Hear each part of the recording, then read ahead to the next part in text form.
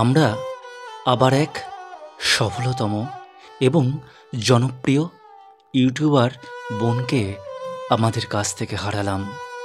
বোনটি আজ আমাদের সকলকে কাঁদিয়ে না ফেরার দেশে পাড়ি দিয়েছে।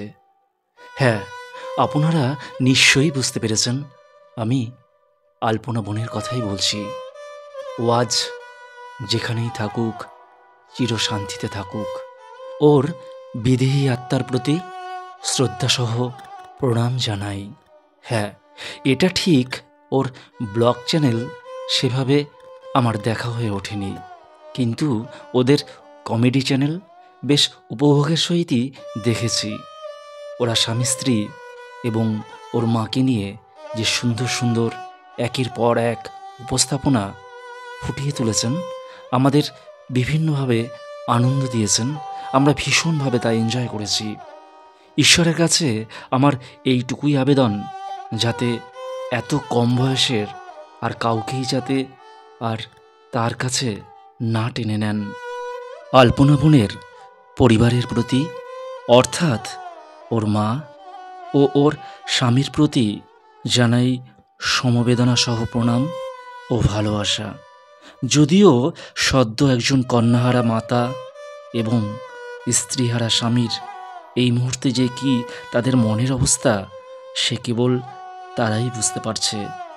আমরা হয়তো দূর থেকে এইটুকুই বলতে পারি, আপনারা সুস্থ থাকুন এবং ভালো থাকার চেষ্টা করুন। আমার মতো এই ইউটিউবার পরিবারের সাথে আমরা যারা যুক্ত আছি, খুব অল্প দিনের মধ্যেই একে অপরের খুব আপন হয়ে উঠেছি। আমরা কেউ চাই না এইভাবে কেউ কাউকে একে অপরের কাছ থেকে হারাতে।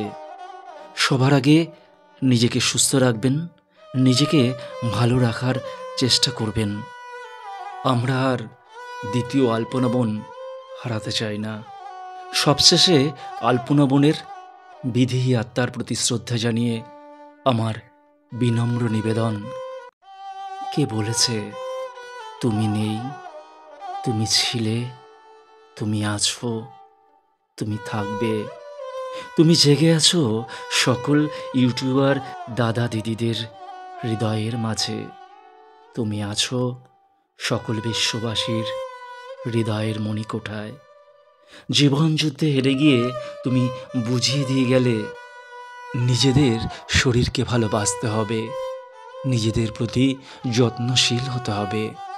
আজ আমরা সবাই ছুটছি, ছুটতে ছুটতে হয়তো আমরা অনেকেই ক্লান্ত হয়ে পড়ছি।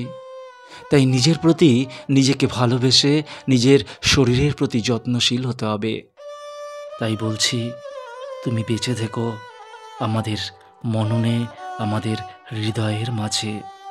তুমি যেখানেই থাকো চিরশান্তিতে থেকো। নমস্কার।